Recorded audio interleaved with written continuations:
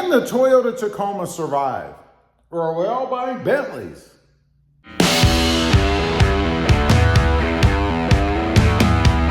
Well, good afternoon, everybody, and welcome back to RobMotive. So the big question is, can the Toyota Tacoma survive? Or maybe better yet, how can the Toyota Tacoma survive? Now, I know a lot of people are going to say, what are you talking about, man? The Toyota Tacoma's #1. Why wouldn't it survive? What would happen, or what would have to happen for it not to survive? Well, that's what we're going to talk about. As for buying Bentleys, no, probably not for me. So let's get into it. First of all, what does the Toyota Tacoma need? What is it going to have to do to survive? You know, we've got a lot of other entries in the market right now. We have the compact trucks, and you got to believe they're taking a little bit of a bite out of the Toyota Tacoma market, because they do everything that most people wanted to do, the weekend warrior types, and they do it for less money, both in cost. They don't cost as much right off of the dealership lot, and they don't cost as much to drive because they get better fuel economy. And that's what I'm talking about, better fuel economy. You know, I know the Tacoma is rated, 19 to 23, 4, something like that off the top of my head. But I'm not getting that in my truck. Now, in all fairness, I do have some bigger, heavier wheels and tires and all that kind of stuff. So I'm kind of pulling it down a little bit myself, but not that much. You know, I'm getting around 14 some odd miles per gallon, something like that, for mostly city driving. Now, in comparing that to something else, like the compact Santa Cruz, I'm getting 26 miles per gallon. 12 miles per gallon more. I mean, come on, we've got to get better fuel economy out of the Toyota Tacoma. And I think that's part of the reason that we've seen such a big popularity with the mini or the compact trucks, especially right now with gas prices the way that they are, or the way that they were. They have been dropping a lot. Where I'm right now, or at right now in Ohio, prices are down to $3.49 a gallon. That's much better than the $5.50 something I paid for premium gas for this car that I've been driving here recently.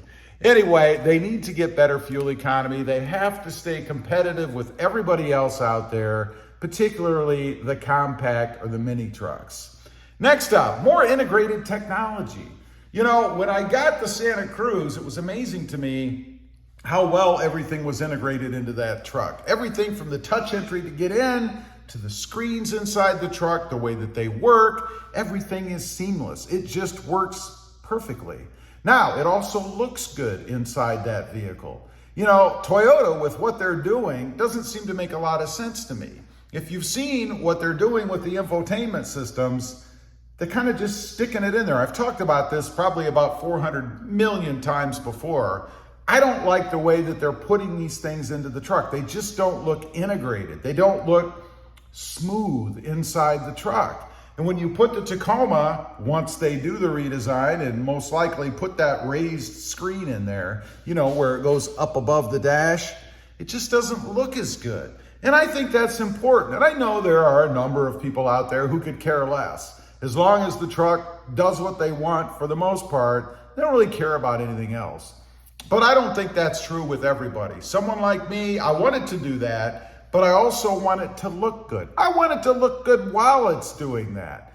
I want everything to be integrated as far as how it fits inside the truck, and I want it to operate smoothly. You know, my current Tacoma, it's a 2021, I'm having issues keeping my phone connected. Why is that? There should be some sort of an upgrade, and I realize as new generations of phones come out, it takes a little bit of time, but it's been a while. It should work smoothly now. Next up, availability. This is a big thing. Putting your hands on any vehicle right now is difficult. And I think there's going to be a huge advantage once everything smooths out for the manufacturer that can provide the greatest number and different trim levels of trucks. You know, once what's going on is over, people are going to be hungry. They're going to be out there looking, and they're not going to wait. You know, trying to put your hands on a Toyota Tacoma, unless you take what happens to be coming in, is really difficult. And you can only get what's coming in if you're lucky. If you get there soon enough to grab something that's been allocated to the dealership. Once that's all gone, Toyota needs to rebound with a vast number of trucks that are available. I mean trucks that are on the lot. Remember the days when you could walk the line with the salesman chasing you and you could see what the different trim levels were? We need that again. Next up, hybrid or electric options. I know this is a touchy spot, a touchy topic for a lot of people out there, but let's face it, it's the way we're going, and there are a group of people out there who want those vehicles, who want the hybrid and the electric options. Toyota has to come up with those, and I'm sure they will. You know, I had seen and I've talked about that electric version of the Tacoma that they're supposedly going to produce. It looks awesome. I don't know what it's going to perform like, but it has to be capable. It has to be at least as good, and that's all Toyota ever seems to care about doing, but it needs to be at least as good as the other options that are out there. In other words, if Ford came out with a, 600-mile range Ranger, we can't have Toyota coming out with a 400-mile range truck. It's not going to work. It has to be at least as capable, or hopefully better, than what the others out there are doing. Next up, power delivery. Now, I'm talking about off-the-line acceleration. That's one thing that the electric version should give us. I mean, electric vehicles are amazing. If you like acceleration like I do, you love them. I mean, you hit the pedal, I don't even know what you call it. I guess it's an accelerator still. It's certainly not a gas pedal. And they go. I love that. Toyota needs to do that with the Tacoma. I'm sure that won't be an issue, but we need to get rid of the lag. That's what we have in the current naturally aspirated gas-fired engine. We need something that's going to go, hopefully the electric will get rid of that, or even the hybrid, or maybe even the Turbo 4 that's coming. We shall see. Lastly, the transmission. Toyota has to solve this problem. You know, I used to think people were just picky, but you know, when you have enough people complaining about the same thing, there must be a problem. For me, it's kind of odd because I don't really notice it. I've never really noticed it in any of my Tacomas. I must not be as sensitive to that as apparently a large number of people are.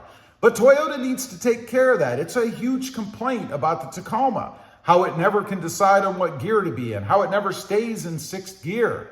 They need to solve that problem, and hopefully they're going to do that with the next gen that's coming, probably in another couple of years or so, hopefully next year. We shall see. Anyway, those are just a few things that Toyota needs to do with the Tacoma to survive. Again, I know I say survive, but you know, you're only number one until you're not. Leave a comment. Let me know what you think of these things. Are they important to you? I'd be curious to know. Also, real quick, I do have 2 additional channels. RobMotive MT, all about compact trucks, currently the Hyundai Santa Cruz, and RobMotive JT, all about Jeep Gladiators. Right now, the Jeep Gladiator Mojave. Check them out, and if you're interested, why not subscribe? Thanks for watching. Stay hungry out there. Bye.